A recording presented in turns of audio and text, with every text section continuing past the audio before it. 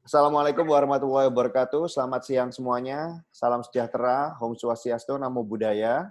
Salam kebajikan. Yang pastinya hari ini, hari Kamis 11 Juni 2020. Alhamdulillah kita semua diberikan kesehatan.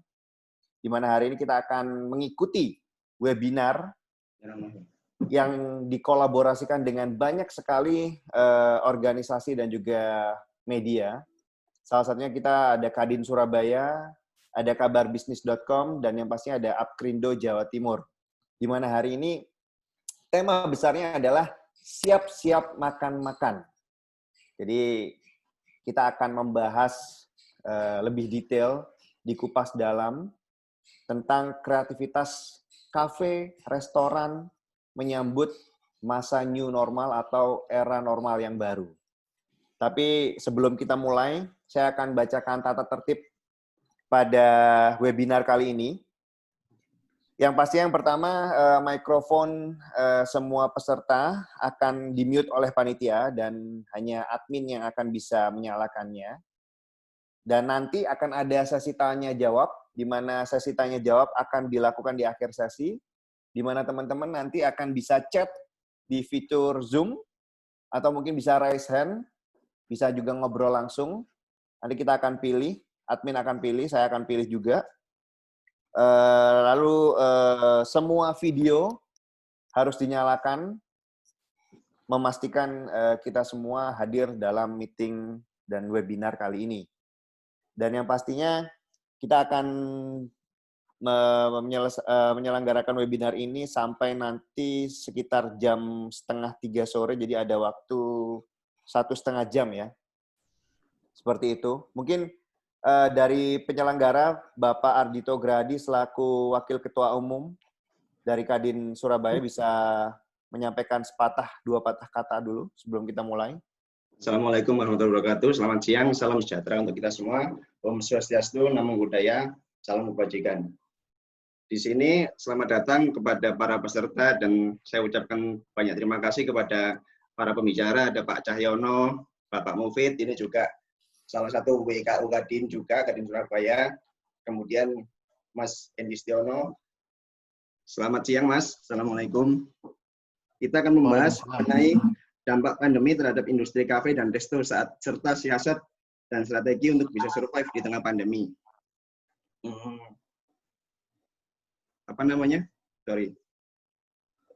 Mas Andi, Ketua Umum Kadin Surabaya, menyampaikan permohonan maaf karena beliau sekarang lagi di pesawat ke Australia, jadi belum bisa ikut dalam acara webinar ini.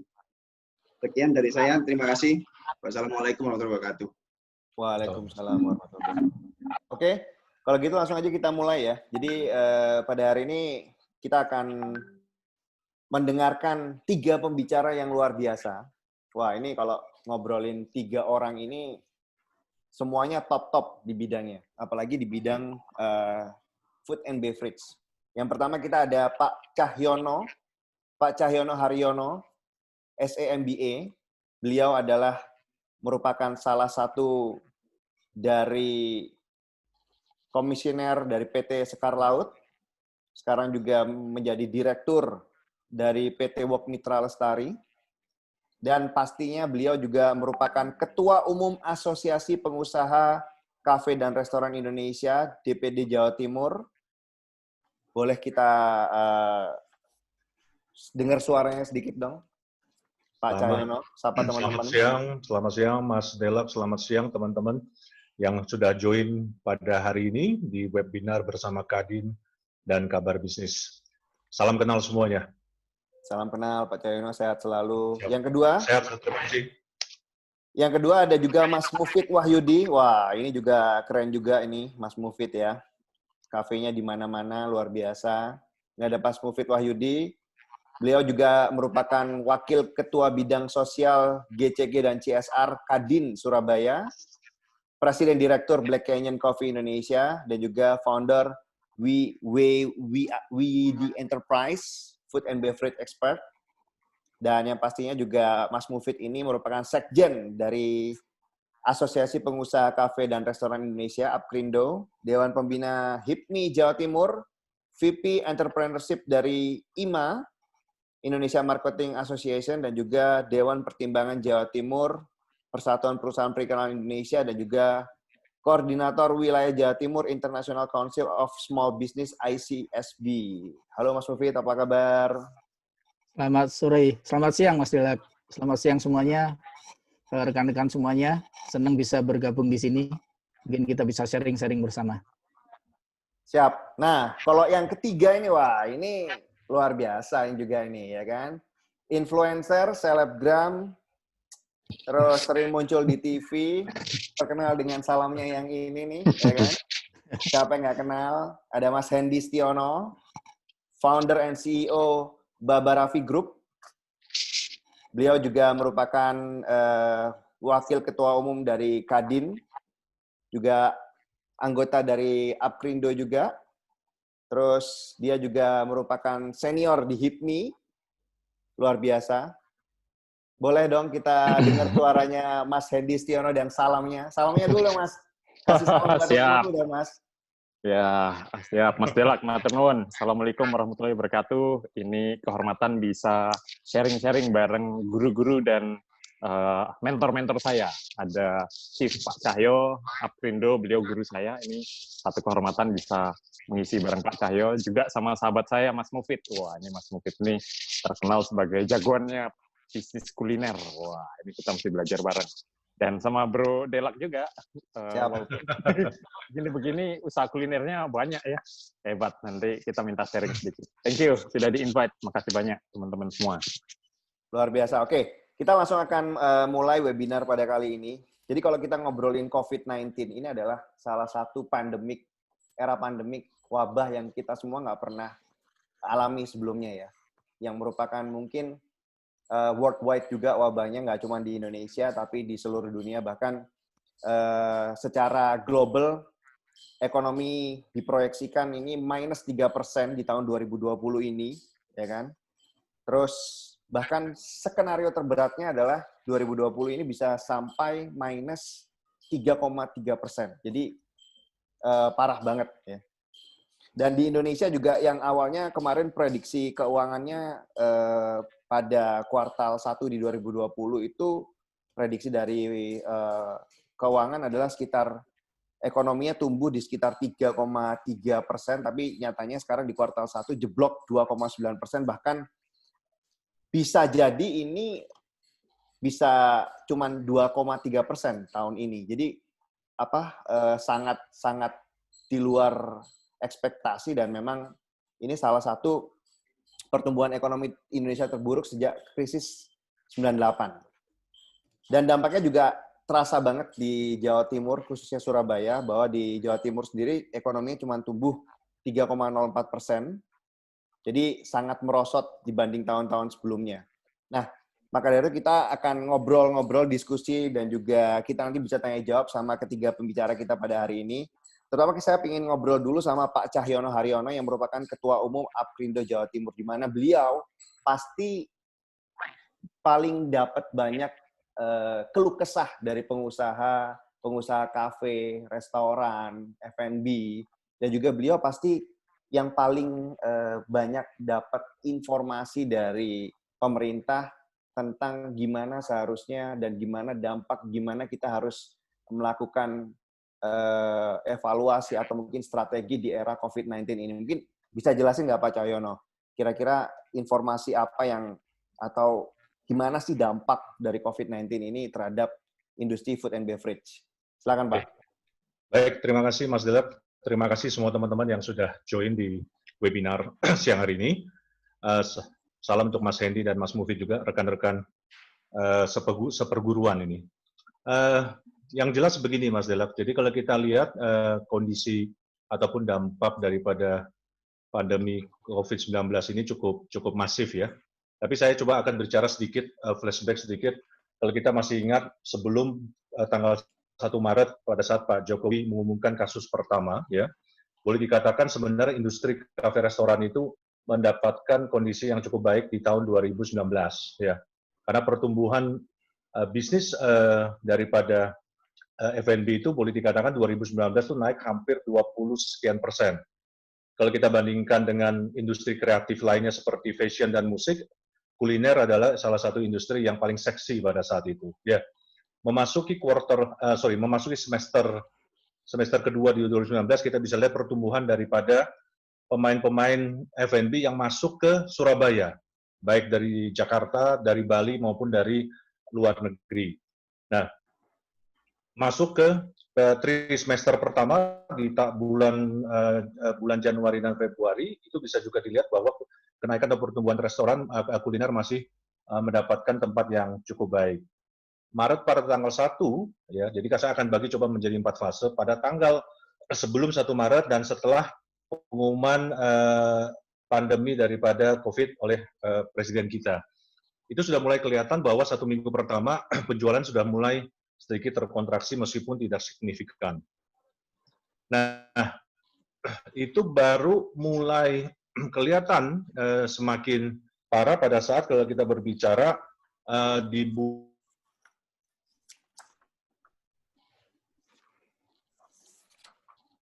Jakarta yang semakin banyak sebagai daerah merah pertama kali di Indonesia, itu mulai kelihatan sekali bahwa penjualan di kuliner itu sudah semakin berkurang, khususnya untuk yang dine-in.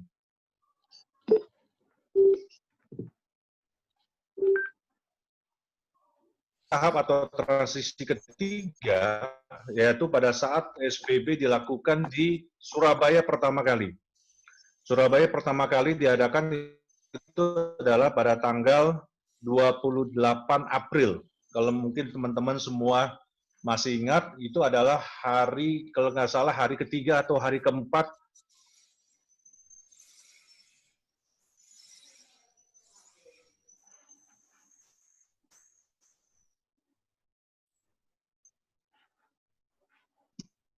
Nah, pada saat masuk ke 28 April adalah tahap pertama PSBB, itu sudah bisa dikelihatan bahwa kafe dan restoran hanya boleh melayani delivery dan take away. Itu secara drastis minggu pertama daripada tahap pertama PSBB itu sudah kelihatan bahwa penjualan teman-teman atau kafe dan restoran itu sudah mulai masuk ke angka di bawah 50%, Mas Delap. Oke. 11 Mei itu adalah PSBB tahap kedua di kota Surabaya ataupun Surabaya Raya. 26 Mei adalah tahap ketiga PSBB Surabaya Raya. Nah, di tahap ketiga itu sudah bisa kelihatan sekali bahwa penjualan teman-teman kafe restoran itu tersisa 10-15%. Karena seperti kami sempat mendiskusikan dengan teman-teman Pemkot dan Pemprov pada saat Apkrindo untuk memberikan masukan, itu sudah bisa kelihatan bahwa teman-teman yang punya cabang lebih dari 1, teman-teman yang punya cabang mungkin lebih dari 10, itu banyak yang akhirnya harus menutup usahanya karena untuk delivery dan take away cukup hanya membuka 1 outlet dan tidak perlu menggunakan orang yang banyak, baik di dapur maupun yang di bagian frontnya. Itu yang sangat banyak kelihatan. Nah, apalagi yang dampak kelihatan, mungkin nanti Mas Agitya bisa tolong di-share materi saya sedikit yang kemarin kami dapat juga dari Mas Emil Dardak.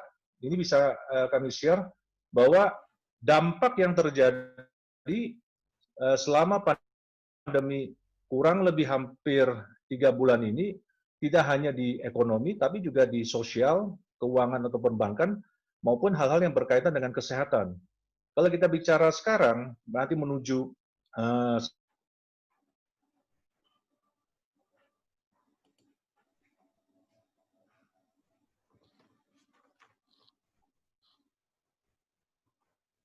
Mas Agitya bisa di-share? Sebentar, teman-teman. Nah, tapi yang jelas adalah yang harus dilihat bahwa pandemi ternyata memang membawa dampak yang sangat signifikan, ya, khususnya di bidang kafe dan restoran ini. Ya. Yang kemarin saya share mungkin sudah dimasukkan. Ya, ya betul itu, Mas.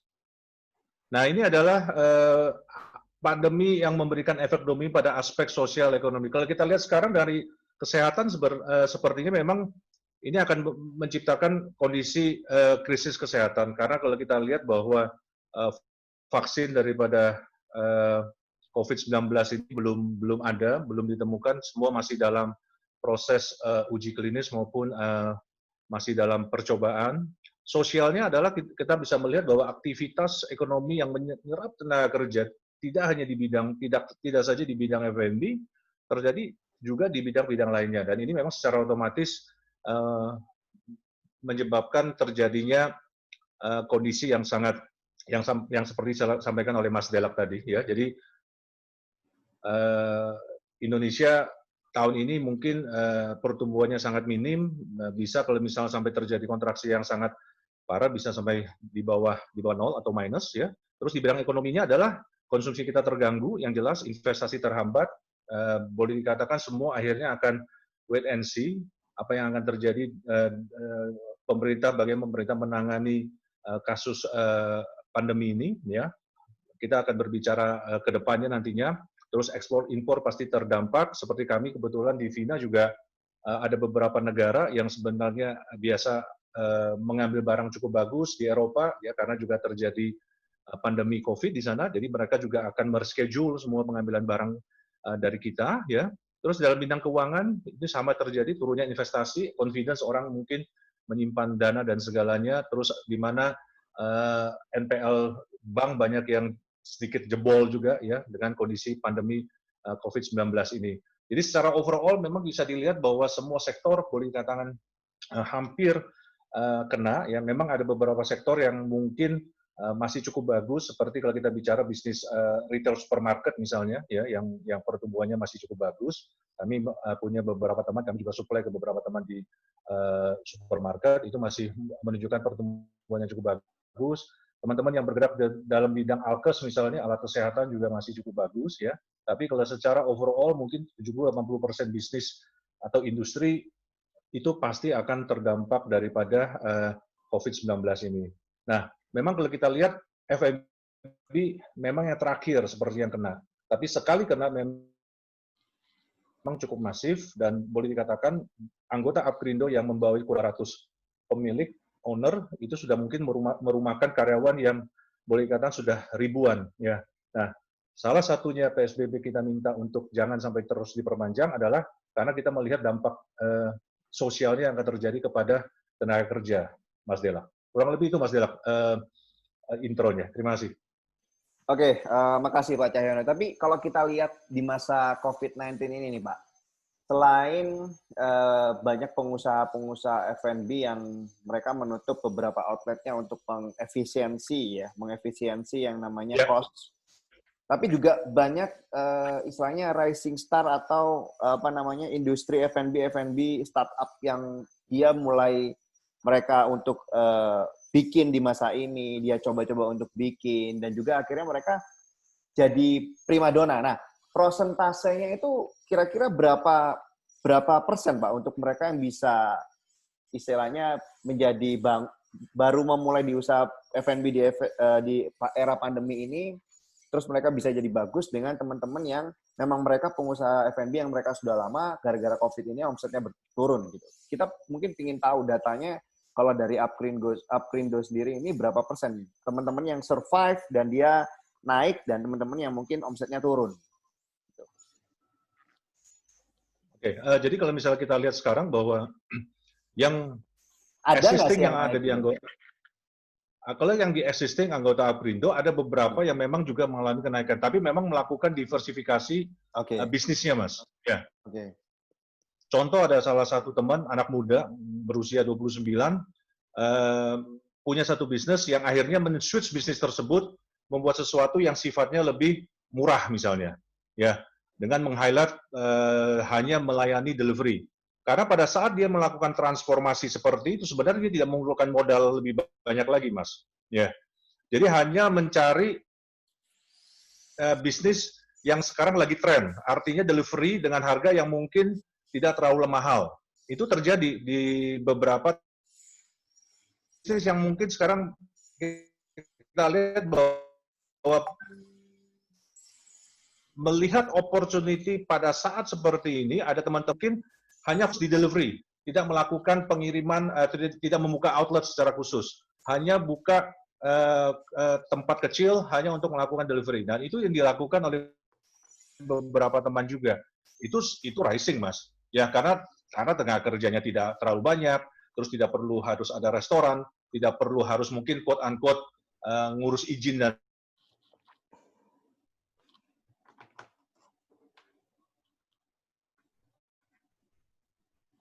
Halo Pak Cahyono, agak terputus sepertinya ya. Iya, terputus. Ya, oke. Kita lanjut dengan Mas Mufid nih. Mas Mufid, kalau tadi mungkin Pak Cahyono bilang bahwa memang dari rata-rata pengusaha F&B ini omsetnya turun. Tapi juga ada beberapa usaha F&B yang dia omsetnya naik dengan mengandalkan delivery. Bahkan ada beberapa pengusaha baru yang dia itu basicnya dia adalah home industry, mereka masak sendiri, mereka create sendiri, dan mungkin yang akan jadi pertanyaan bagi teman-teman kita atau orang awam ini adalah masalah food safety atau istilahnya hygiene-nya. Nah itu bagaimana tuh Mas Mufid?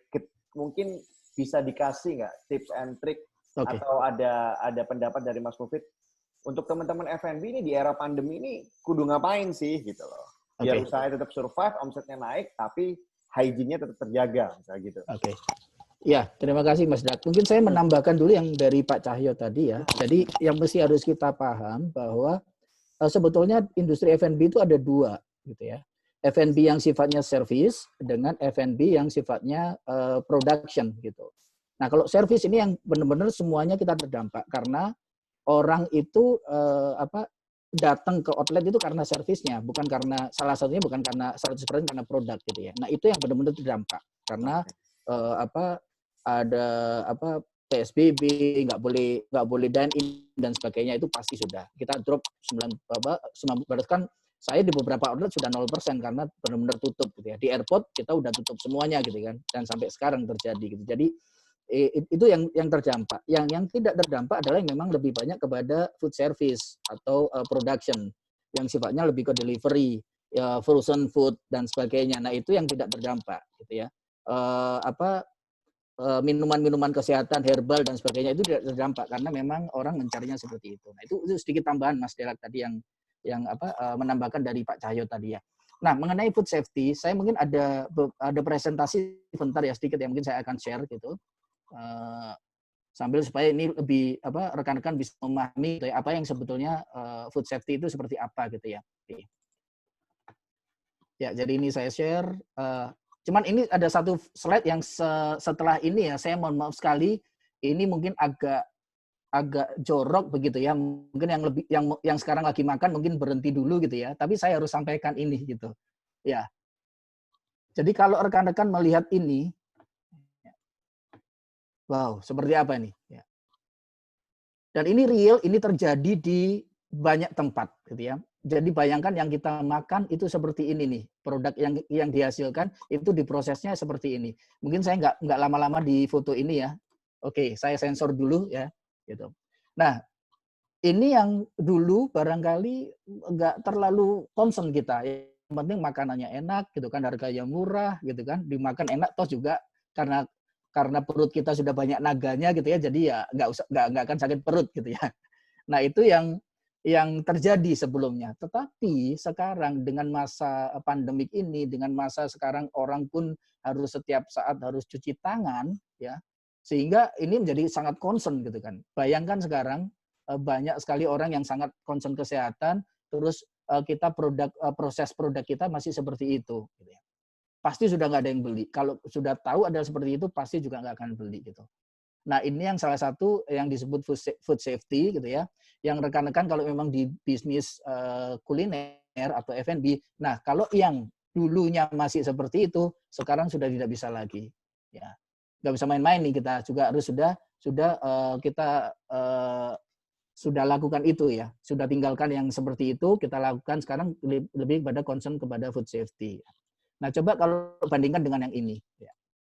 Lihat, ini sama-sama juga dapur, gitu ya, yang di restoran yang sederhana, depot, tapi coba lihat, clean gitu ya, walaupun sederhananya, semuanya tertata rapi, bersih, lantainya pun bersih, di belakang kompor pun bersih dan sebagainya. Nah, bayangkan kalau ini kita sajikan kepada konsumen, kita perlihatkan seperti ini, orang pasti banyak datang. Ya. Walaupun makanannya biasa-biasa, orang sekarang lebih concern untuk makan yang lebih sehat. Jadi rekan-rekan harus switch ke yang seperti ini. Apalagi bayangkan yang begini, gitu ya, di restoran besar, gitu ya, di skala internasional, hotel bintang dan sebagainya pasti seperti ini, gitu ya. Lihat juga timnya, gitu ya, pakai atribut food hygiene sanitasi yang proper gitu ya, semuanya tertara rapi dan masaknya juga enak. Jadi ini yang harus kita lakukan gitu. Nah setelah itu, setelah selesai outletnya closing ya, dibersihkan dulu seperti ini, jadi clean gitu ya. Jadi yang pagi datang sudah tinggal masak aja. Nah ini yang disebut salah satu gambaran dari food safety gitu ya. Karena apa?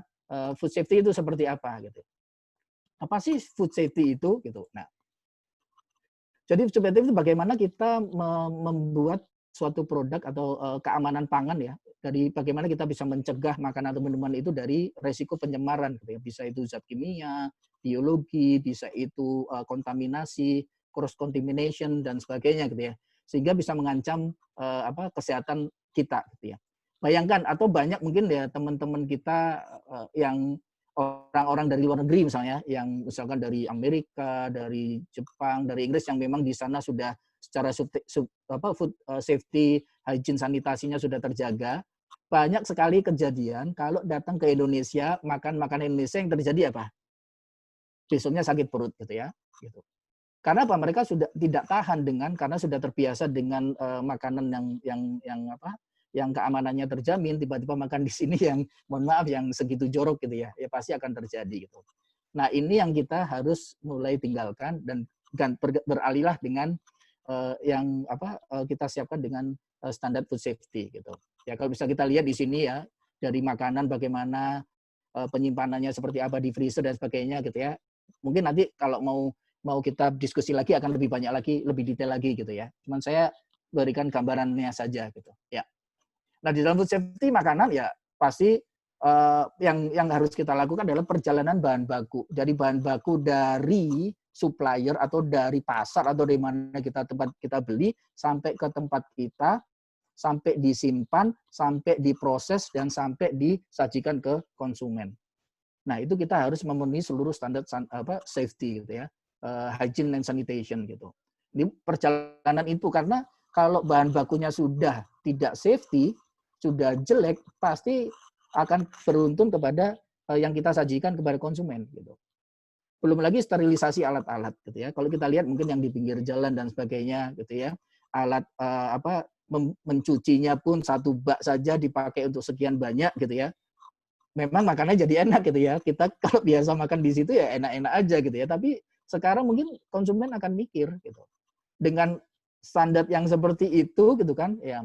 Apakah itu nanti ada virusnya dan sebagainya, sekarang sudah mulai mikir gitu. Ya.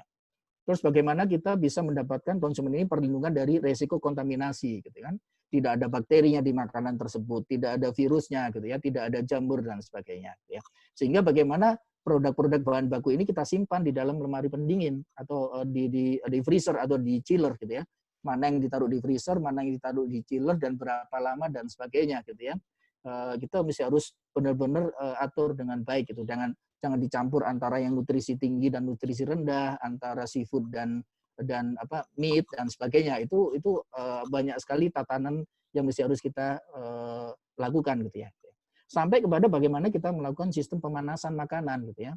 Karena ada namanya danger zone ya, danger temperatur gitu ya, antara 5 sampai 60.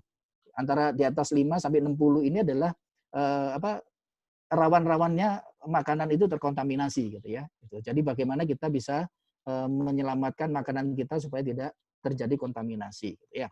Terus bagaimana durasi penyimpanan makanan kita setelah diproses, setelah dari misalnya daging beku kita towing gitu ya. Jadi dari beku ke proses yang siap dimasak itu bagaimana, ditaruh di mana dan sebagainya gitu ya. Itu harus benar-benar kita sekarang ini benar-benar kita harus jalankan standar itu ya.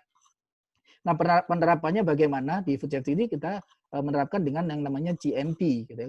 Good Manufacturing Practice.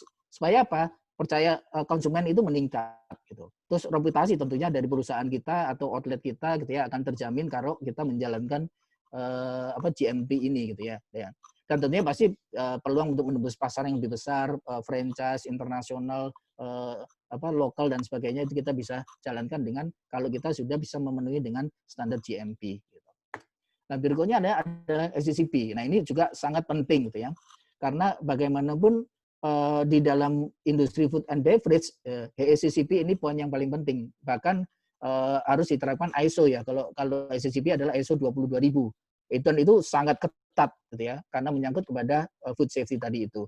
Jadi bagaimana kita identifikasi bahaya, terus penerapan CCP tadi itu, critical control point-nya seperti apa, penetapan batas limit kritis makanan kita itu seperti apa, pemantauannya juga seperti apa, terus tindakan kalau ada koreksi, kalau ada penyimpangan, dan verifikasi seperti apa. Dan yang paling penting adalah dokumentasi.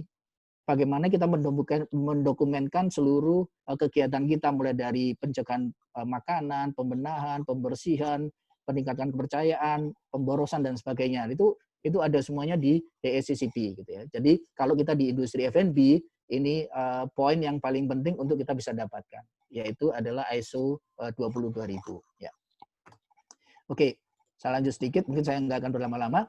Nah, bagaimana food safety di masa pandemi ini? Nah, hal yang biasa yang sebelum pandemi saja sudah sangat ketat gitu ya, karena menyangkut kepada kesehatan gitu ya, apalagi di masa COVID gitu ya. Nah ini tentunya juga harus kita lakukan. Nanti sepertinya besok akan ada perwali baru yang sudah akan dikeluarkan oleh Pemkot ya, bagaimana kita menjalankan protokol untuk COVID untuk di bidang F&B gitu ya. Yang tentunya pasti termogan itu harus, kalau di atas 37,5 nggak boleh masuk ya, masker itu standar gitu ya, face shield kita harus pakai, sarung tangan. Nah, sarung tangan ini cuma penting sangat krusial ya.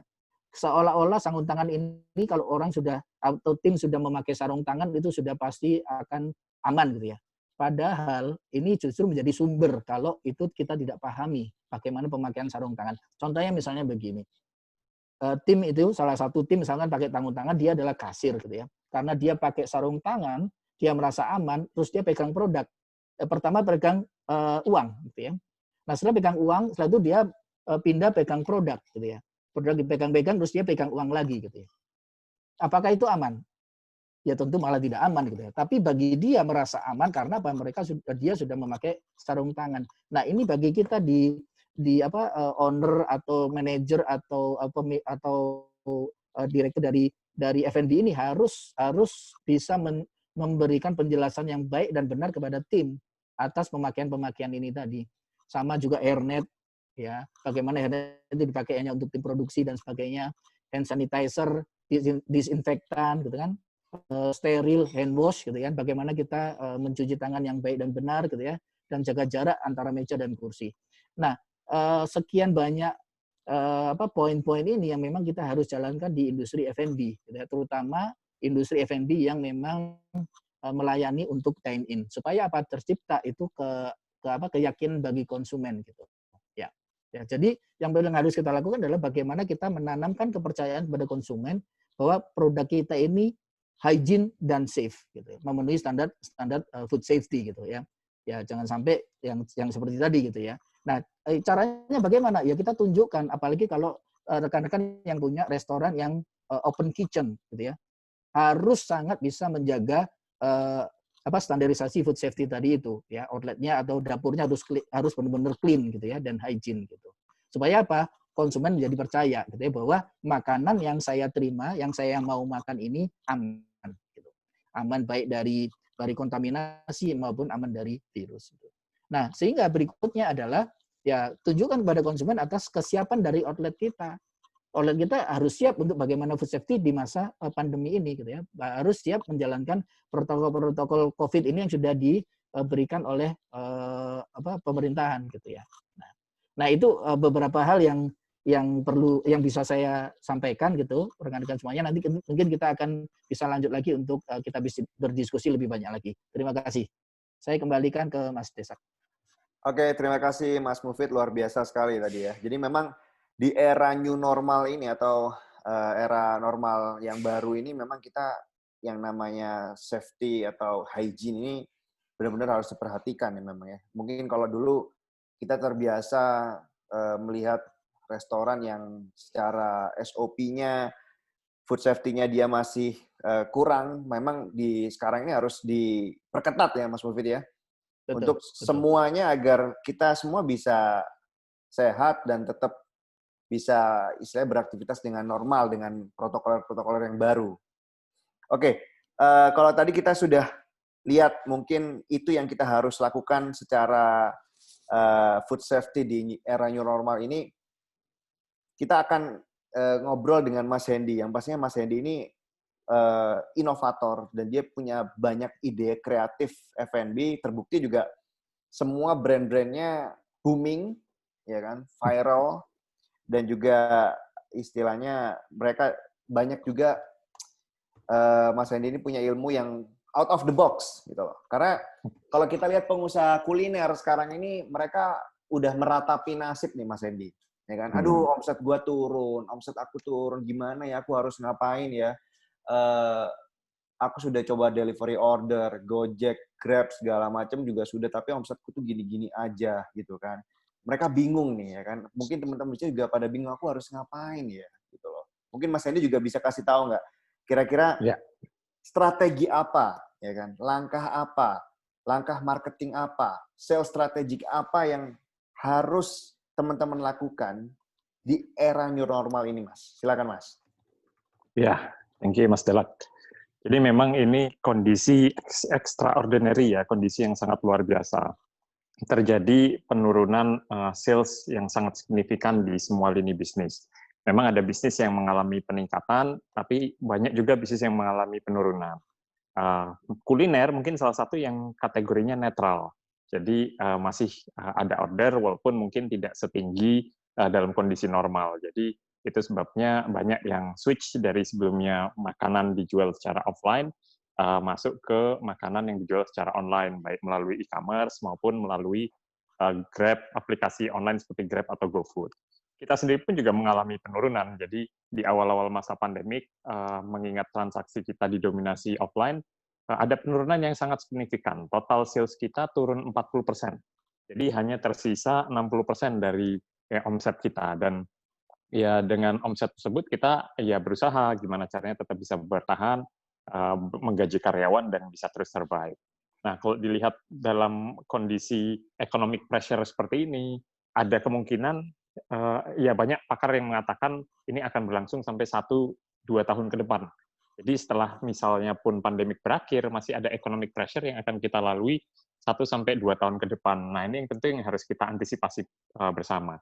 Kenapa? Karena ada 3 hal yang berimpact. Yang pertama di sisi demand. Demand sudah pasti turun. Ya, akibat kemarin ada kebijakan PSBB, nggak boleh dine-in, di Jakarta beberapa mall harus ditutup, dan sebagainya. Jam operasional nggak bisa lagi buka, ada jam batasan jam operasional, mengingat beberapa outlet biografi bukanya 25 jam, tiba-tiba sekarang nggak boleh lagi buka 25 jam, hanya sampai jam 8 malam saja. Jadi itu sangat berpengaruh, pasti sales terjadi penurunan. Yang kedua adalah di segi investment. Kalau dulu orang antusias dalam membuka bisnis, kemudian ada pameran-pameran UKM, pameran usaha, atau franchise expo misalnya. Sekarang sudah tidak ada lagi pameran seperti franchise expo dan sebagainya, sehingga orang yang berinvestasi untuk membuka bisnis baru pun juga berkurang gitu, turun. Jadi akibat tidak ada lagi acara-acara yang diselenggarakan seperti pameran franchise. Future strategy plan, ini juga sudah harus berubah. Jadi strategi yang kita terapkan di awal tahun 2020, yang pada saat kita menyusun strategi bisnis gitu ya, saya di tempat kami pun kita juga ada rakornas di awal tahun untuk menentukan target yang ingin dicapai di tahun 2020. Pada perjalanannya bulan Maret ternyata terjadi pandemik. sehingga strategi yang sudah disusun di awal tahun itu berubah total. Nggak bisa lagi diimplementasi strategi yang sudah disusun di awal untuk diterapkan di kondisi sekarang, sehingga adaptasi dan perubahan bisnis plan juga harus dilakukan. Jadi kalau dulu kita menargetkan pertumbuhan gitu ya, sekarang bisa sustain aja, bisa bertahan aja udah bagus gitu. Karena kalau saya boleh sharing sedikit, ini adalah krisis keempat yang kebetulan kami lalui dalam perjalanan 17 tahun kami membangun bisnis Baba Raffi. Ini adalah krisis keempat. Krisis pertama di tahun 2008, financial crisis, kemudian disusul tahun 2014, lalu di 2016 juga ada kondisi di mana hampir membuat usaha kami bangkrut, dan alhamdulillah ketiga krisis tersebut bisa kita lalui dengan baik. Dan sekarang tiba-tiba 2020 ada krisis yang berbeda dari sebelumnya yang hanya krisis finansial, tapi dibarengi dengan krisis kesehatan. Jadi ini tantangan baru. Tapi bedanya adalah kalau krisis-krisis sebelumnya dilalui sendiri gitu ya, kita sebagai pengusaha mungkin harus melalui ini sendiri. Nah, yang sekarang ini semua mengalami gitu, jadi banyak temannya, jadi bisa banyak teman curhatnya gitu. Saya bisa curhat sama Mas Delak, saya bisa curhat sama Mas Mufid dan sebagainya. Jadi tapi mudah-mudahan kita bisa melalui krisis keempat ini dengan baik. Tapi kalau saya lihat strateginya memang, mungkin saya boleh sharing ada 3 strategi yang jadi catatan saya. Harus calm down. Dalam situasi seperti ini kita calm down, kita jangan melawan arus, kemudian kita beradaptasi dan sambil melihat ada peluang opportunity apa yang bisa dijalankan. Contohnya, dulu transaksi kami antara online dan offline masih didominasi offline, sekitar 60% offline dan hanya 40% online. Tapi semenjak PSBB, mau nggak mau kita geber promo di online, pasang di GrabFood, GoFood, dan sebagainya, aplikasi e-commerce untuk jualan frozen food, dan ternyata sales-nya berubah jauh. 90% pembelian terjadi dari transaksi online, dan hanya 10% yang dari transaksi offline. Nah, karena saya melihat fenomena tersebut, yang 90% pembelanjaan dari online, akhirnya muncullah ide-ide adaptif baru, meng-create bisnis model dapur virtual yang baru aja kita launching. Dapur virtual konsepnya adalah bagaimana bisa berjualan produk Baba Raffi tidak harus di store, tidak harus dengan modal yang besar untuk sewa dan renovasi, tapi bisa dilakukan di rumah sendiri. Atau bisa dilakukan di existing restoran, gitu ya, bisa menambah additional menu dari Baba Raffi yang dipasang di aplikasi GrabFood dan GoFood. Sehingga lebih efisien, tidak perlu sewa tempat, tidak ada biaya operasional yang tinggi, kemudian tidak perlu renovasi tempat, sehingga memudahkan orang yang mau order bisa memesan lewat GrabFood dan GoFood, padahal itu diprosesnya dari dapur rumahan. Sehingga itu salah satu contoh inovasi yang kita coba baca di era pandemik seperti ini. Lalu yang kedua, udah pasti cost harus dituruni semua. Operational cost, production cost, semua harus diturunkan. Jadi kalau sebelumnya kita geber production facility semaksimal mungkin, ya sekarang akibat penurunan dari sisi demand, produksi yang akhirnya setiap hari sebelumnya produksi, sekarang harus dibatasi. Mungkin dalam seminggu cuma 3 kali produksi dan sebagainya. Sehingga efisiensi di sisi operasional dan produksi dilakukan. Yang ketiga dan yang paling penting menurut saya adalah be transparent dengan semua lini dan semua stakeholder, mulai dari karyawan, ya sampaikan kalau kondisinya memang sedang tidak baik gitu ya, sehingga transparansi tersebut dibutuhkan untuk dijelaskan ke semua lini dari karyawan, partner perbankan, ya semua harus memberikan dan semua harus dijelaskan kondisi apa adanya. Bahkan dalam beberapa situasi yang saya sendiri mendengar dari teman-teman, mereka mendapatkan insight-insight bagus justru dari partner dan investornya gitu ya. Jadi karena mereka transparan menceritakan kondisinya yang kemudian justru mendapat solusi yang terbaik dari stakeholder lain. Nah, strategi baru dan source of revenue harus dilakukan dengan membaca potensi market. Sekarang akhirnya mau nggak mau ini eranya sinergi, ini eranya kolaborasi. Jadi sinergi dan kolaborasi ini mungkin satu kata yang mudah untuk diucapkan, tetapi tidak mudah untuk diimplementasi. Karena apa? Karena begitu kita menyambut kehadiran partner lain, menyambut kehadiran resources lain, itu belum tentu tim di bawah ini bisa seadaptif itu menerima kehadiran partner yang akan menjadi kolaborasi kita. Sehingga itu sebabnya di awal tahun 2020 kita menyusun satu visi baru yang bernama Goalaboration.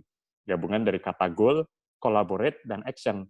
Sehingga begitu 3 kata ini sudah menjadi visi, ya termaksud yang kita coba tanamkan ke tim, mereka paham bahwa kolaborasi ini menjadi satu kekuatan. Tidak mungkin kita sebagai entrepreneur menguasai semua bidang lini atau semua sektor. Ada strength yang dimiliki oleh masing-masing partner. Mungkin ada yang memiliki kekuatan di sisi marketing sebagai influencer, sebagai content creator. Ada yang memiliki kekuatan sebagai operasional dan product development, termasuk food safety dan skill yang salah satunya yang dijelaskan oleh Mas Mufid. Dan juga yang punya keahlian di sisi operation dan scale up bisnis, bagaimana bisa grow dan mengembangkan cabangnya di banyak lokasi. Sehingga bayangannya adalah sinergi ini adalah menggabungkan kekuatan dari satu dengan yang lain. Ini momennya adalah di saat kita menggabungkan peluang kolaborasi dari 61 juta pelaku UKM di Indonesia yang sama-sama sedang mengalami kesulitan untuk bergandengan tangan agar bisa sustain, agar bisa sama-sama bertahan di kondisi demikian. Jadi kalau dulu masih bisa bertahan dengan kondisi berjalan sendiri-sendiri, sekarang saya pikir sudah saatnya berinovasi, adaptif, ditambah dengan kolaborasi, sehingga kita bisa bertahan dan melewati kondisi ini bersama. Dan yang terakhir adalah, karena ini momen krisis yang di luar dugaan, ya ada yang menyebut juga sebagai force major, sehingga banyak yang tenaga kerja yang mungkin harus mengalami PHK. Tapi di sisi lain muncullah peluang di mana teman-teman yang mungkin dirumahkan ada kesempatan akhirnya untuk menjadi entrepreneur. Karena di balik krisis akan selalu muncul entrepreneur-entrepreneur baru, orang-orang yang sukses baru, dan mungkin salah satunya adalah teman-teman yang harus dirumahkan, yang kemudian mau nggak mau terpaksa untuk bisa hidup, memulai bisnis kecil-kecilan dari rumah, atau bahkan dari kamar sendiri secara online, yang akhirnya ke depannya justru bisa sukses. Jadi saya pikir itu Mas Delak kondisi dan yang mungkin bisa kita lakukan bersama. Luar biasa Mas Hendy ya. Kalau tadi kita recap dari pembicaraan Pak Cahyono bahwa kita harus istilahnya bersahabat juga dengan melek berita dengan pemerintah agar kita tahu peraturan-peraturan update pemerintah itu apa aja. Terus dari Mas Mufid, food safety is a must ya Mas Mufid ya. Terus kalau tadi dari Mas Hendy ada 3 ya, kuncinya adalah 1 calm down, adaptasi, looking opportunity, low cost atau efisiensi, dan juga yang pastinya transparan untuk semua shareholder. Nah, mungkin teman-teman di sini mau nanya ya, mau bertanya langsung sama ketiga narasumber kita, langsung kita buka sesi tanya jawabnya. Boleh? Mungkin saya akan mulai dari teman-teman yang udah chat dulu kali ya.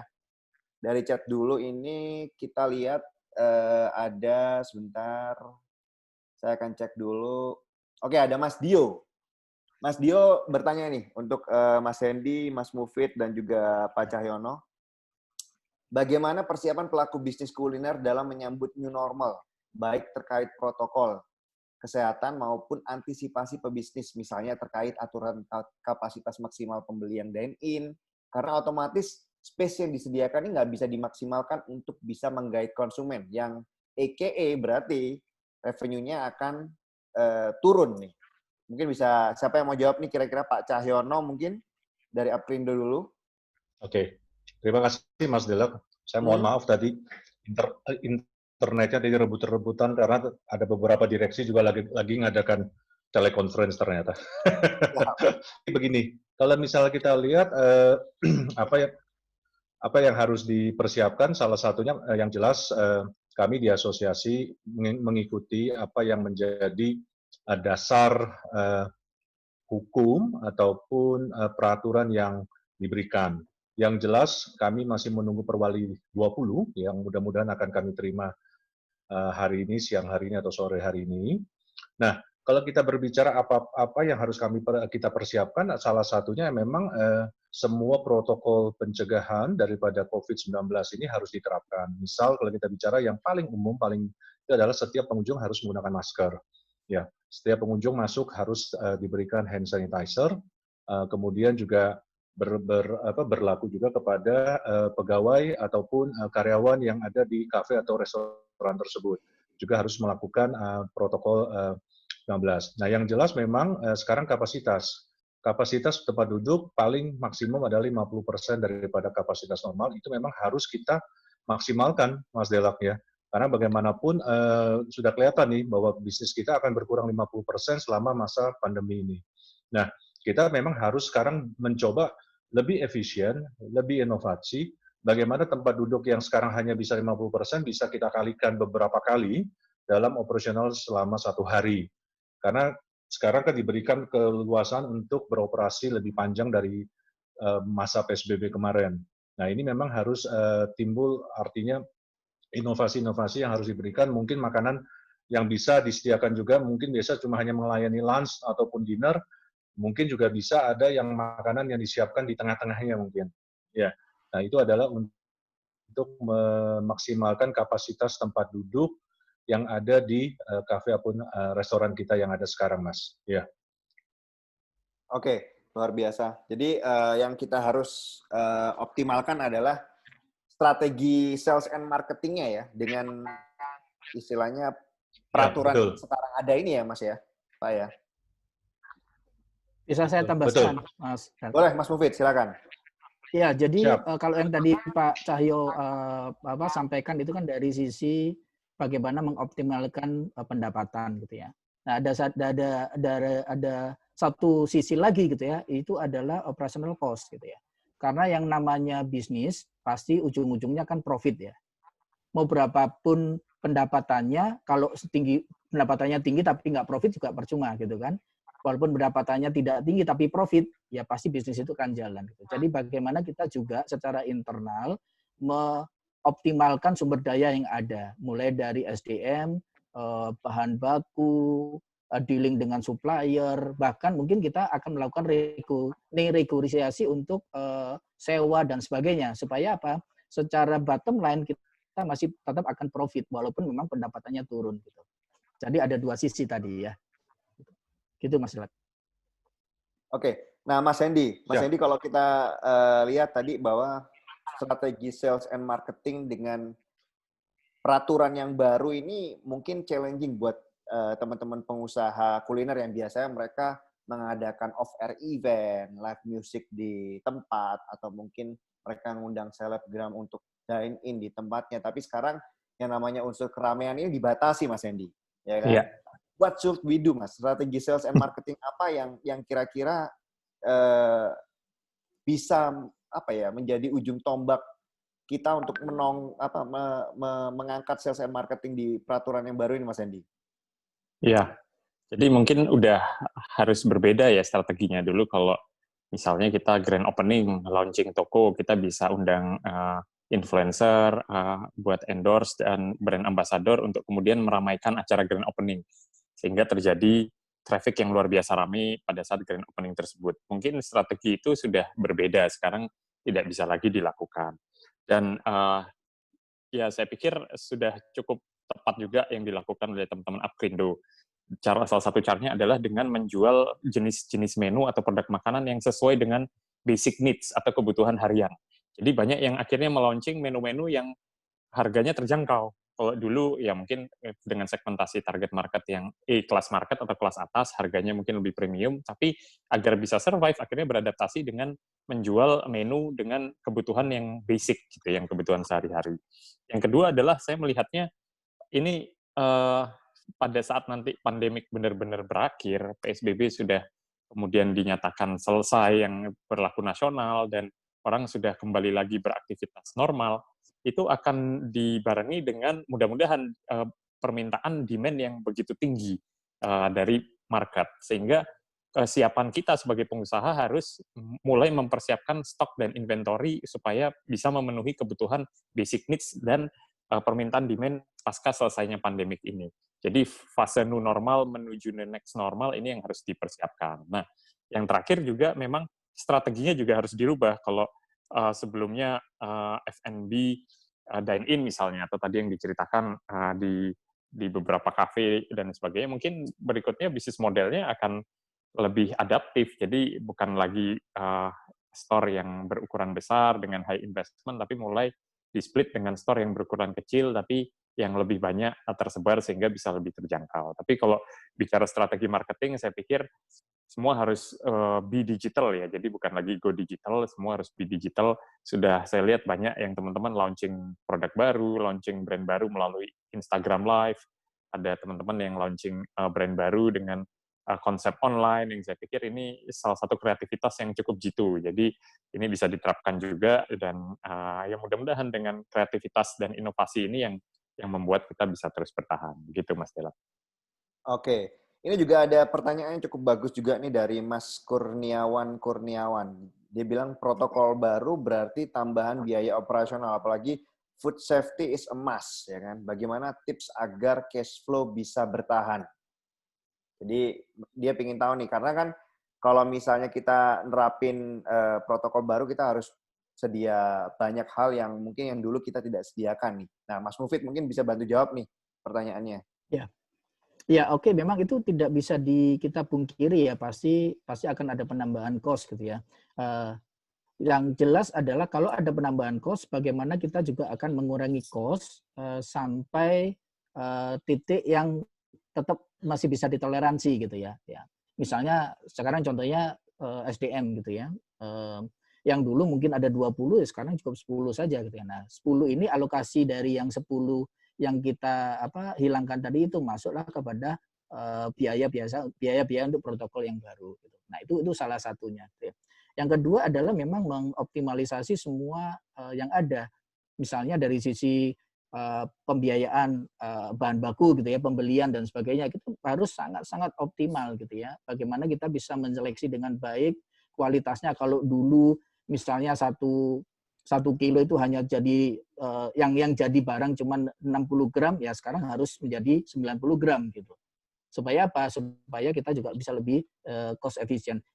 Memang tidak bisa dipungkiri bahwa akan ada penambahan. Cuman bagaimana penambahan cost tadi itu bisa disubsidi dari hal-hal yang sudah kita bisa minimize gitu ya. Itu yang harus dilakukan sekarang. Tanpa mengurangi dari servis ya. Jangan sampai servis kita turun, produk kita turun karena ada penambahan dari cost untuk protokol tadi itu. Itu malah menjadi bunuh diri kita. Gitu, Mas. Oke. Nah, Mas, kalau kita ngobrolin tentang industri kuliner sendiri ya, ini juga ada teman-teman yang nanya nih, Mas, Indonesia atau lebih tepatnya Surabaya, terus arek Surabaya ini senengannya cangkruan, ya kan? Senengannya nongkrong. Nah, budaya nongkrong ini kayaknya ketika new normal ini mungkin akan balik lagi, karena ya ada yang bilang kita habis puasa 3 bulan nih, ya kan, nggak nongkrong, nggak ngobrol sama teman-teman, ya kan, terus ada hasrat pengen nongkrong lagi, meeting lagi. Nah, kira-kira buat para pelaku industri dan juga para konsumennya ini, ya kan, apakah hal ini itu harus kita tahan atau bagaimana nih, Mas? Mungkin Pak Cahyono boleh kasih pendapat, Pak. Masih di mute, Pak. Pak Cahyo di mute, Pak. Masih di mute ya? Mas Dito boleh, tolong? Pak Cahyo bisa di-unmute. Oke. Nah, oke. Sudah. Jadi gini, Mas Delap. Jadi kalau misalnya kita lihat, kita ini kan makhluk sosial nih. Artinya bahwa kumpul itu wajib, apalagi seperti kami yang ada di asosiasi ini boleh dikatakan sering kumpul sebenarnya. Ya. Nah, jadi kalau dilihat seperti ini, memang taruhannya satu kata adalah kita harus disiplin ya untuk melihat kondisi ataupun pasca daripada PSBB ini. Ya, saya yakin dan sudah mengecek sendiri beberapa teman anggota kami yang ada di Aprindo yang sudah menerapkan protokol COVID yang tujuannya adalah untuk menginformasikan semuanya kepada customer. Karena seperti disampaikan oleh Mas Delap, tidak mungkin bahwa kita ini hanya bertemu seperti ini kan, pasti harus bertemu atau bertatap muka paling enggak setelah masa-masa PSBB ini. Nah, taruhannya adalah seperti yang kemarin disampaikan oleh Bu Wali, bahwa kita harus bisa memperketat protokol ataupun pencegahan daripada COVID-19 ini. Seperti inovasi yang dilakukan oleh beberapa teman, supaya tidak sampai mengalami penurunan sales yang drastis. Kalau kita lihat selama 1,5 bulan PSBB, ya disitulah sebenarnya uji daripada ketahanan teman-teman yang memang passion-nya adalah di kuliner, Mas. Ya, dan mereka bisa mulai bangkit harusnya di masa-masa setelah pasca daripada PSBB ini. Nah, dapur kemarin beberapa teman-teman di anggota kami juga sudah memperlihatkan apa yang mereka lakukan, pembersihan dan segalanya. Saya minta teman-teman udah itu masukkan ke media sosial, karena yang sekarang harus kita yakinkan adalah bagaimana kita kembali mendatangkan pelanggan kita ataupun masyarakat umum, bahwa mereka masuk ke kafe atau restoran itu yakin, berkumpul lagi. Misalnya contoh, ibu-ibu yang sering arisan dan segala, nggak mungkin kalau arisannya melalui Zoom terus kan, Mas? Ya, pasti pengen ada interaksi sosial lah, paling nggak. Ceritanya mungkin bisa lebih panjang kalau bisa kita katakan. Nah, ini ada beberapa yang sudah melakukan tersebut. Apakah boleh menerima? Saya sudah menyampaikan kepada teman-teman asosiasi, silakan menerima kalau misalnya memang ada reservasi seperti itu. Karena sebenarnya pemerintah tidak melarang kita melakukan gathering, tetapi harus tetap disiplin menerapkan protokol pencegahan kesehatan COVID-19 ini. Jadi kuncinya itu adalah sekarang disiplin, Mas. Harus disiplin, supaya kita jangan sampai ada lagi PSBB tahap keempat. Itu aja kuncinya, Mas. Terima kasih, Mas Delap. Oke, disiplinnya itu udah harus di underbolt banget tuh ya, Pak Cahyono ya. Betul, betul. Luar biasa nih. Jadi, Mas, ini juga ada pertanyaan juga nih dari teman-teman. Betul, Mas Delap. Oke, disiplin ya, disiplin dari mulai diri kita sendiri, Mas ya. Betul. Oke, ini Pak Cahyono mungkin internetnya agak kurang lancar. Oke, ini saya akan lanjut lagi ke pertanyaan dari teman-teman nih.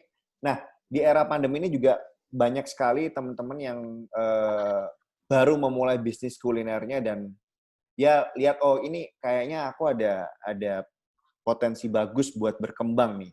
Nah, ini ada pertanyaan juga dari Mas Ahmadi Syukro. Bagaimana meyakinkan calon investor agar mau menginvest di bisnis kita, melihat dampak dari pandemi itu sendiri sampai dengan 2021? Mungkin Mas Hendy bisa bantu jawab nih kalau masalah investasi F&B. Gimana, Mas? Iya, jadi nyambung yang nongkrong-nongkrong tadi, Mas Delak.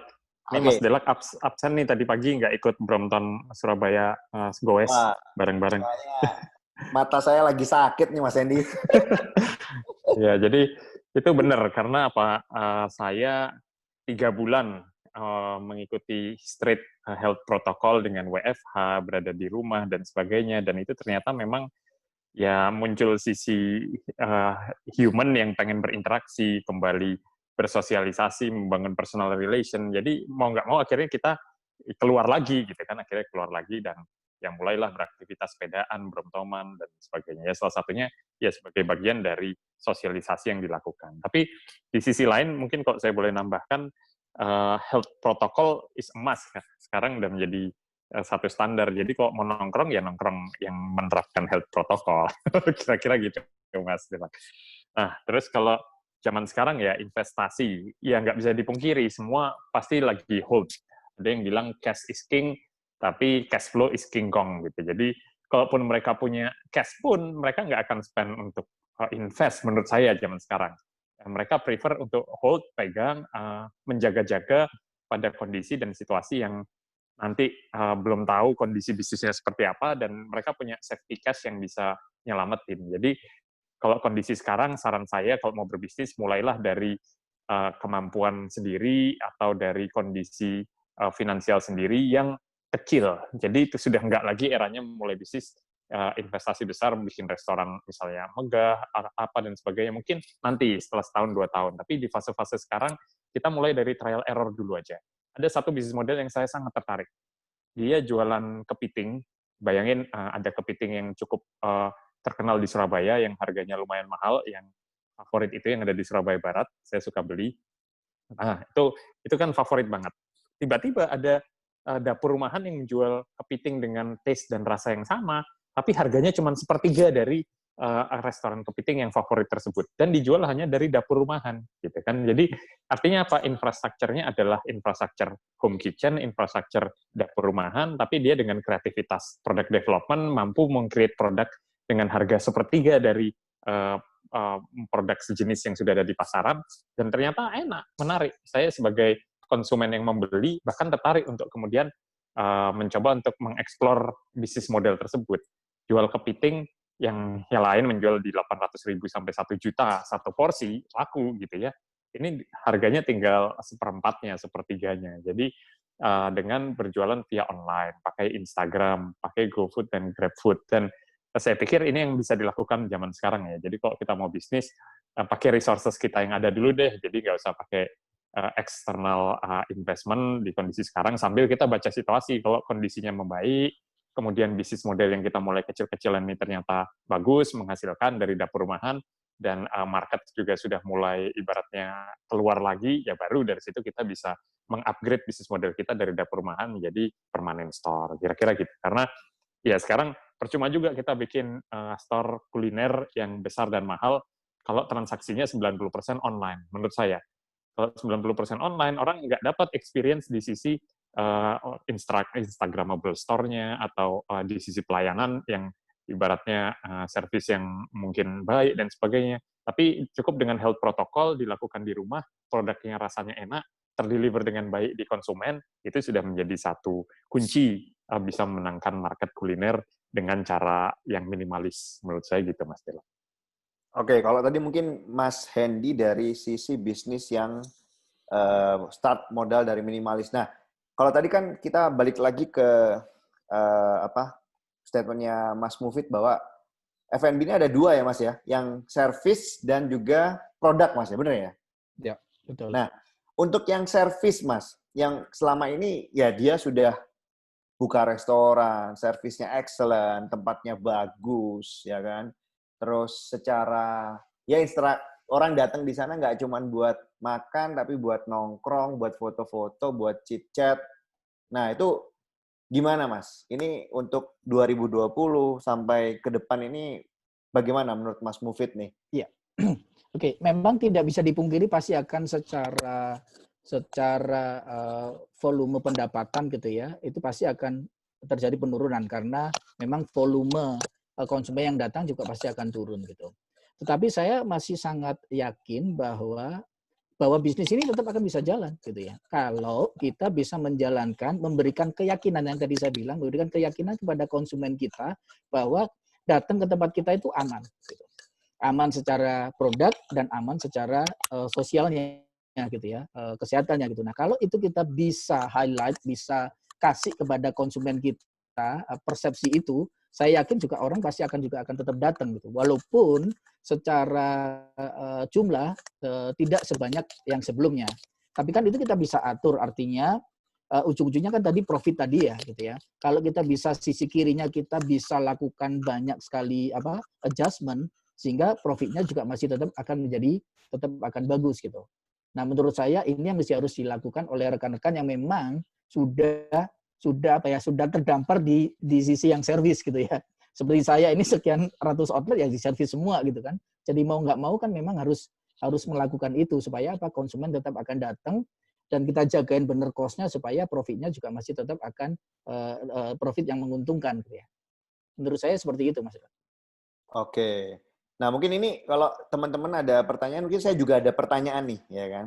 Ya. Saya ini kan salah satu pengusaha yang juga lagi meranah ke industri F&B dan suka banget bikin event ya kan. Nah, idenya nih liar nih ya Mas Mufid, Mas Hendy sama Mas Pak Cahyono. Tapi mungkin karena ada COVID ini jadi agak diredam dulu idenya kan. Tapi misal nih Pak, kita bikin event yang itu bikin rame, misalnya kita bikin event di suatu restoran gitu misalnya. Itu boleh nggak sih Pak sama pemerintah sekarang nih Pak? Nah, pasti banyak yang nanyain tuh Pak. Buat nambahin sales tuh kita bikin event setelah PSBB dibuka ini boleh nggak Pak? Bocorannya dong buat teman-teman Pak. Pak Cahyono mungkin bisa jawab Pak. Jadi gini, Mas Dela, kalau event yang mengumpulkan orang dalam jumlah banyak mungkin masih tidak boleh. Artinya gini, karena kapasitas yang diperbolehkan sekarang kan hanya 50% daripada kapasitas normal. Ya, tempat duduk pun harus masih istilahnya berjarak 1,5 minimal 2 meter. Jadi kalau misalnya kita buat event yang nanti akhirnya mengumpulkan, itu mungkin dalam masa-masa transisi seperti sekarang pasti akan menjadi sorotan nanti Mas. Jadi kami sendiri seperti disampaikan kemarin, karena kata kuncinya disiplin, artinya protokol ini harus kita tetap pegang. Saya tadi pagi barusan juga diberi satu gambar, Pak, ini boleh nggak? Karena ada orang-orang yang sudah kumpul nih. Saya bilang, sebenarnya tidak boleh, karena kalau kita bicara social distancing atau physical distancing, jaraknya udah 1,5 sampai 2 meter. Kalau duduk rapat-rapat seperti ini kan sebenarnya kita nggak disiplin nih. Nah, yang dikhawatirkan adalah sekarang kami di asosiasi bersama teman-teman, itu jangan sampai pemerintah kota akhirnya mencabut mencabut istilahnya memperbolehkan kita dine in, Mas. Ini yang harus kita jaga dulu. Jadi sementara mungkin harus direm dulu nih, Mas Delak. Artinya kalau kita mau buat event, kita tahan dulu dah paling nggak 1 bulan ini bagaimana kondisi yang bisa kita lihat nanti, baru mungkin di bulan 7 ya mungkin kita bisa mulai ngegas dikit lah, Mas. Ya, nah sambil kita berkomunikasi terus-menerus dengan pemerintah kota. Kurang lebih itu, Mas. Oke, kalau tadi kita selalu ngobrolin yang namanya eksternal, sales, marketing, dan lain-lain. Nah, sekarang kita coba gali lebih dalam untuk cost control-nya nih. Nah, cost control-nya ini kan pasti kita ada efisiensi yang dulu mungkin karyawan kita gaji, ada insentifnya, ada yang namanya service charge-nya, atau ada MPDP ya, kalau nggak salah namanya Pak Cahyono ya, saya lupa itu. Nah, itu kebijakan buat teman-teman pengusaha, ke karyawannya, agar kita itu bisa memanusiakan manusia. Itu sebaiknya bagaimana nih? Mungkin Mas Mufid atau Mas Hendy bisa bantu jawab. Ya, oke. Gini Mas, jadi yang paling penting satu adalah kita harus transparan dengan mereka. Itu kuncinya gitu ya. Kita hitung-hitungan aja, bisnis kita sekarang begini, cost dari SDM sekian, cost dari operation dan sebagainya sekian gitu ya. Ya kita hitung-hitungan gitu ya. Supaya memang mereka juga paham bahwa memang sudah kondisinya juga tidak seperti dulu lagi, mau mengharapkan gaji dan insentif yang sekian besar juga tidak memungkinkan gitu ya. Yang pertama. Yang kedua adalah kita juga harus melihat harus sangat sekarang efisien gitu ya. Yang misalnya contohnya kalau dulu kita bisa 2 atau bahkan sampai 3 shift gitu ya. Mungkin sekarang cuma 1 shift gitu kan. Jadi pasti karyawan akan berkurang gitu ya. Nah, kalau di kebijakan dari grup kami tidak ada pengurangan karyawan ya, tetapi kita shift mereka. Hari ini masuk, besok nggak masuk gitu ya. Jadi tetap akan ada 1 shift tapi timnya tetap gitu ya. Tentunya karena mereka jam kerjanya, waktu kerjanya berkurang, tentunya juga pendapatannya juga berkurang. Nah, itu kita hitung semuanya kan kita sampaikan juga kepada mereka. Oke, hitungannya sekarang seperti ini, kondisinya begini, oke, kita sepakat enggak gitu. Kalau sepakat, ayo, kalau nggak sepakat juga nggak apa-apa gitu lah. Ya. Jadi ya itu menjadi sukarela saja gitu. Yang berikutnya. Yang berikutnya adalah ya itu tadi efisiensi, pengurangan bukan dalam hal pengurangan itu terus akhirnya mengurangi sisi servis, mengurangi sisi produk dan sebagainya, tapi efisiensi. Yang dulu mungkin kita masih merem-merem dikit, misalnya gitu tadi ya. Bahan 1 kilo jadi 60 gram mungkin kita masih merem gitu ya. Nah, sekarang udah nggak bisa lagi. Bahan 1 kilo ini harus jadi 90 gram gitu kan. Jadi bagaimana kita mengoptimalkan itu gitu tanpa mengurangi dari sisi kualitas. Gitu. Nah, itu yang harus dilakukan menurut saya secara internal. Ya. Mas Hendy, mungkin ada tambahan, Mas Hendy, untuk cost control ini sendiri? Ya, jadi memang ini ya satu hal yang menjadi PR ya buat semua ya. Jadi semua pengusaha supaya bisa survive, kuncinya adalah menjaga cost control. Ya, bersyukurnya bisnis kuliner salah satu bisnis yang masih bisa ibaratnya running dalam kondisi pandemi. Kalau dibandingkan dengan sektor lain seperti pariwisata, umroh, travel, dan sebagainya yang benar-benar nol, jadi nol sales, jadi nggak ada sales sama sekali, sehingga ya mau nggak mau karyawan harus dirumahkan. Tapi kalau di sisi bisnis kuliner, saya pikir itu sangat tepat. Strategi dari yang Mas Mufid sampaikan tadi sangat tepat. Jadi bisa mengatur hari masuknya, shift jam masuknya, kemudian jumlah jam kerjanya dan sebagainya, sehingga semua mendapat giliran, sehingga dan itu ya potensi untuk kemudian bisa masih memperoleh penghasilan walaupun mungkin tetap ada penyesuaian. Nah, di sisi lain adalah ya mau nggak mau kita harus akhirnya mencari sources yang termurah, yang lebih murah dari vendor. Kalau sebelumnya kita vendornya masih ibaratnya nggak apa-apa dengan vendor yang harganya mungkin lebih tinggi dan sebagainya, ya sekarang adalah momen di mana vendor dengan harga terbaik dan kualitas terbaik yang menang, gitu kan. Jadi mencari alternatif vendor yang dulu mungkin karena sudah kerjasama jangka panjang dengan vendor A, tapi harganya mungkin lebih tinggi, ya sekarang sudah menjadi satu consideration untuk beralih ke vendor lainnya, vendor B dan vendor C yang mungkin kualitasnya bagus, tapi harganya lebih efisien, lebih murah. Jadi cost itu penting sih, ya walaupun di sisi lain faktor logistik menjadi isu. Jadi saat PSBB kemarin kita nggak bisa ngirim logistik bahan baku keluar kota, beberapa raw material kita terhambat dan sebagainya. Saya sendiri bahkan sudah lama sekali tidak keluar kota, terakhir ke Jakarta itu di bulan Maret, dan itu terakhir kalinya pada saat saya kembali ke Surabaya, saya bertemu dengan Pak Cahyo di pesawat, itu benar-benar terakhir. Jadi ya ada challenge di sisi logistik yang kemudian itu membuat kita berpikir memutar otak gimana caranya kita mencari supply bahan baku dari kota masing-masing gitu kan. Jadi kalau cabangnya banyak ya Mas Mufid, cabangnya nasional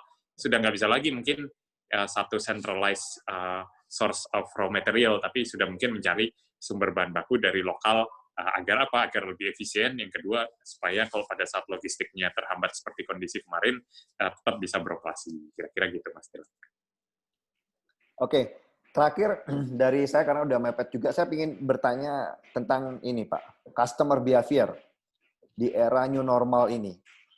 Ini kalau dulu mungkin orang dengan mudahnya beli kopi brand S itu ya, brand S itu dengan gampangnya, dengan nggak mikir, dengan mungkin beli makanan-makanan yang mahal, ekspensif, mereka nggak mikir. Nah sekarang mungkin mereka agak mikir 2 kali untuk membeli karena itu merupakan mungkin subsidiar aja gitu kan.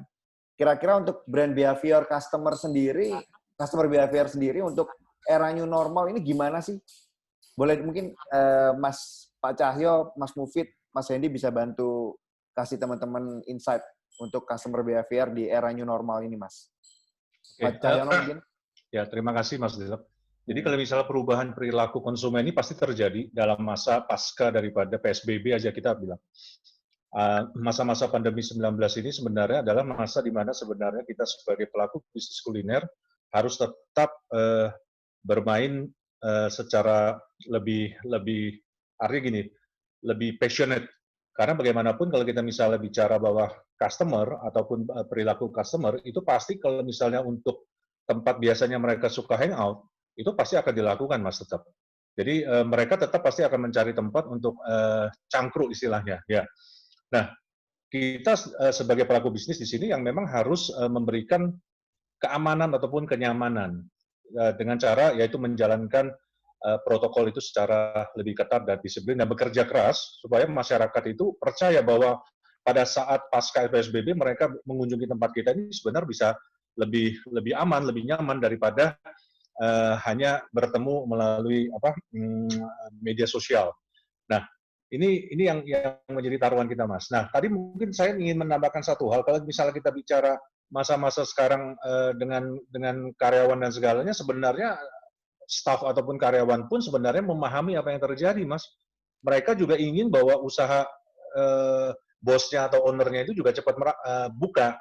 Dan ini kelihatan sekali kemarin pada saat kita mengumumkan bahwa kafe ataupun restoran boleh dine-in, mereka dengan antusias bersama-sama tanpa harus disuruh meminta untuk mulai membersihkan setiap outlet. Tujuannya apa? Tujuannya supaya dine-in ini tetap bisa berjalan, Mas. Ya, tetap bisa berjalan. Karena bagaimanapun consumer behavior itu ingin berkumpul sebenarnya. Ya, Mas. Oke. Mas Mufid, bisa saya tambahkan ya? Iya, oke. Jadi yang mesti harus dibedakan begini, Mas, antara itu tadi ya, antara produk yang sifatnya service dengan produk yang sifatnya retail yang online tadi ya. Kalau yang online, orang tidak akan peduli tidak, artinya gini, kenyamanannya tidak peduli nyaman atau tidak, yang penting harga. Harga oke, rasanya cocok, dia akan beli gitu ya. Berbeda kalau itu di dine in kan gitu. Jadi mau berapapun harganya, yang brand S pun gitu ya, saya sih masih percaya bahwa sampai sekarang pun mereka masih tetap dengan porsinya masih akan kebeli gitu, walaupun memang marketnya akan turun kan itu sama-sama gitu ya. Tapi mereka punya market sendiri gitu kan, yang orang pasti akan ke sana gitu. Dan tentunya kan ini ujung-ujungnya adalah kepada daya beli. Daya beli itu ujung-ujungnya kan larinya kepada pendapatan pribadi. Selama pendapatan pribadi masih belum bagus ya tentu misalkan ya sebelumnya setiap hari datang ya ini mungkin 3 hari sekali gitu ya, 2 hari sekali, tapi tetap akan datang kepada brand tersebut gitu ya.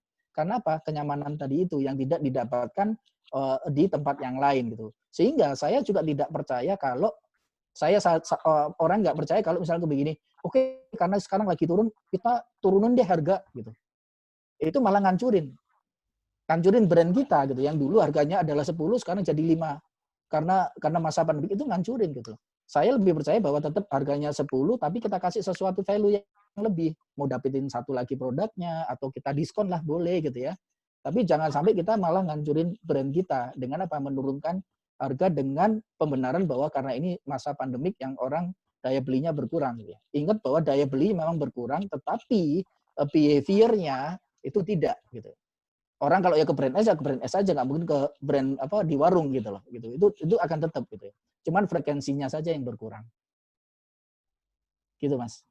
Mas Hendy, gimana Mas Hendy tentang customer behavior Mas Hendy? Ya, kalau pandangan saya ya Mas Dela. Okay. Jadi memang karena sekarang semua mau usaha skala besar, skala menengah, skala kecil sama-sama mengalami tantangan yang sama. Jadi ini kesempatan buat kita restart di titik nol yang sama gitu. Jadi mau brand besar, brand asing ataupun brand lokal punya kesempatan untuk nanti saling overlap, saling ibaratnya kita bisa nyalip brand-brand besar pada saat nanti sudah restart gitu kan. Kapan momennya? Ya sekarang. Ibaratnya kalau brand S misalnya brand asing, ya ada kesempatan nanti brand-brand lokal justru bisa overlap, nyalip. Saya sebut saja misalnya Jokopi gitu ya, kopi favorit saya, ya kan? Atau ya Forestry Coffee punya saya, atau Kopi Kompleks punya Mbak Irma istri saya. Nah, ini ada kesempatan buat brand-brand kopi lokal ini kemudian bisa mengalahkan brand-brand besar karena apa? Semua mengalami kondisi restart yang sama. Jadi pada saat nanti sudah pandemik berakhir, COVID berakhir, dan sudah market kembali membaik, yang awalnya usaha besar dan usaha kecil punya kesempatan untuk kemudian melakukan campaign marketing, jor-joran, dan sebagainya dengan strategi yang tentu saja ini kreativitas masing-masing. Jadi tidak menutup kemungkinan ke depannya Jokopi yang jadi juara di kategori kopi, kan gitu Mas. Tapi bagaimana kuncinya? Ya saya pikir ya dengan adaptasi, ya harus inovasi. Ya ala-ala milenial sekarang menggunakan sosial media, pakai TikTok.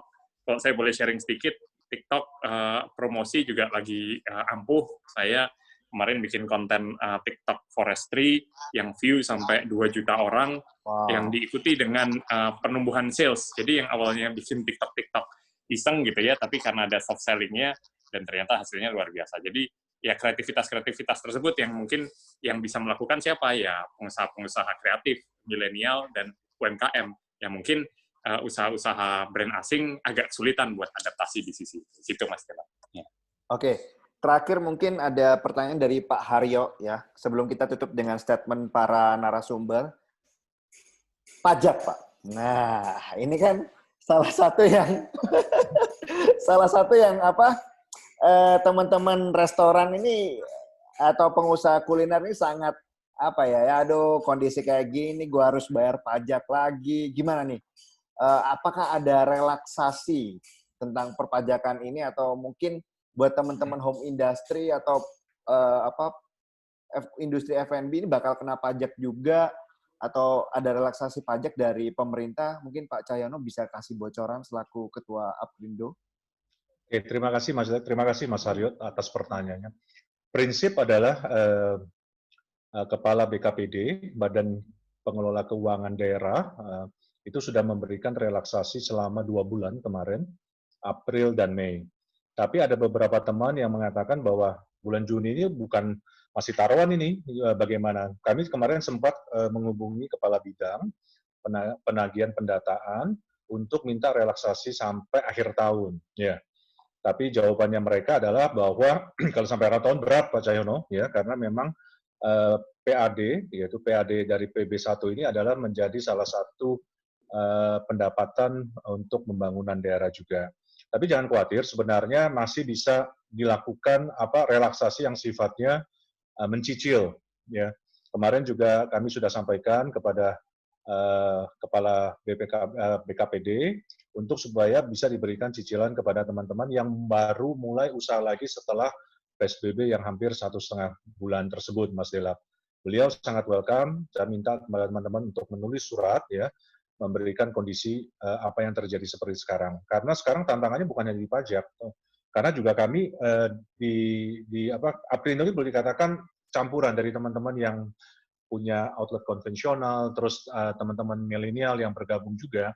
Karena kami juga harus artinya bertarung dengan teman-teman yang mungkin usahanya mulai dari rumahan, Mas Delak, yang mungkin tidak pernah ataupun tidak mengenal yang disebut dengan pajak. Ya, nah ini juga memang harus selalu kami sampaikan kepada pemerintah kota bahwa potensi pendapatan pajak itu jangan teman-teman yang sudah existing ya, yang dikejar juga pajaknya terus-menerus, tapi juga potensi pajak yang sebenarnya masih bisa digali. Kalau misalnya 10 orang terus ketambahan lagi 100 yang mulai usaha kan sebenarnya lebih ringan kita memikul pajak tersebut karena kan target pajak itu setiap tahun kan naik dan ada, Mas Dela.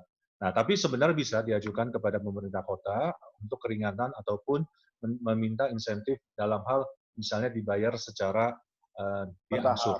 Ya, betul. Baik, begitu Mas Dela. Oke, luar biasa, Pak. Oke, terakhir mungkin karena sudah mepet juga, kita minta statement nih, atau mungkin apa ya istilahnya kata-kata inspirasi lah, kata-kata semangat dari ketiga pembicara kita ya. Mungkin dari Pak Cahyono dulu, Pak. Silakan, Pak. Satu, kata kunci tadi disiplin, yang kedua adalah inovasi, yang ketiga adalah kolaborasi. Ini yang harus kita lakukan di masa-masa pandemi 19 ini. Saya yakin dengan disiplin, yakin dengan inovasi dan kolaborasi, kita bisa melalui masa-masa pandemi 19 ini.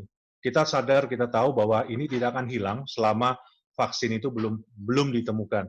Ya, tapi kita yakin bahwa usaha dari 3 hal tersebut, kalau misalnya kita bisa lakukan, saya yakin sekali bahwa kita tetap akan sustain dengan bisnis yang kita sudah pilih seperti ini. Dan seperti tadi disampaikan oleh Mas Hendy juga, pemain-pemain baru, ya 3 kata kunci ini, kalau misalnya kita terapkan dengan baik, pasti kita bisa melalui masa-masa pandemi dengan baik pula. Kurang lebih seperti itu, Mas Delak. Terima kasih. Mas Mufid, gimana Mas Mufid? Oke, kalau saya selalu positif, itu aja intinya. Mantap. Kalau kita positif, pasti akan semuanya akan menjadi bisa kita jalankan. Tapi kalau kita sudah nggak semangat, sudah negatif, ya sudah pasti tidak akan bisa jalan gitu. Nah, yang kedua adalah jagain cost. Udah itu juga, jagain cost. Kalau cost kita berbanding sejalan dengan pendapatan yang kita sudah atur, tentunya tidak bisnis kita tetap akan bisa jalan. Ya, jadi cost yang perlu harus dijaga. Jadi 2 poin itu aja dulu, Mas. Ya. 4 krisis sudah terlalui, Mas Hendy. Tipsnya apa nih buat COVID ini? Ya, jadi saya pikir buat generasi milenial ya, karena banyak teman-teman Kadin Surabaya sekarang yang usianya milenial juga, teman-teman Apkrindo juga, manfaatkan waktu rebahanmu seproduktif mungkin. Jadi gunakan waktu-waktu rebahan untuk melakukan aktivitas produktif agar kita bisa membuat satu strategi dan bisnis model baru yang siap di-launching setelah pandemik berakhir. Jadi saya pun juga sedang persiapkan beberapa bisnis plan baru yang disiapkan setelah pandemik yang mudah-mudahan teman-teman juga bisa memanfaatkan waktu rebahan ini seproduktif mungkin. Agar apa? Karena saya percaya di balik krisis akan muncul miliarder-miliarder baru. Di balik krisis akan muncul orang-orang yang sukses baru. Dan mudah-mudahan kita semua dan teman-teman yang hari ini ikut Zoom Talk hari ini adalah salah satu dari miliarder-miliarder dan orang-orang yang sukses baru tersebut. Amin. Amin. Amin. Amin. Amin. Oke, terima kasih semuanya para peserta dan juga panitia dan juga para narasumber ya. Ada Mas Cahyono, ada Mas Mufid, Mas Hendy. Semoga yang kita hadirkan hari ini buat teman-teman semuanya bisa berguna, terus bisa dipraktekkan juga, dan yang pastinya kita berharap semoga COVID-19 ini segera beres, ekonominya tumbuh lagi, kita bisa makan-makan rame-rame lagi. Mantap. Sip, terima kasih. Silakan Mas Dito ke penyelenggara, ditutup. Terima kasih Mas Delak. Terima kasih juga untuk para pembicara, Mas Mufid, Pak Cahyono, Mas Hendy. Sekian dari kami. Wassalamualaikum warahmatullahi wabarakatuh. Matur nuwun semua. Waalaikumsalam warahmatullahi wabarakatuh. Waalaikumsalam. Terima kasih semuanya Mas Delak, Mas Mufid, Mas Hendy. Terima kasih buat semuanya. Ya, sampai ketemu di tempat yang lain. Ya. Terima kasih Mas Dito, terima kasih Kadin, terima kasih Kabar Jatim, terima kasih.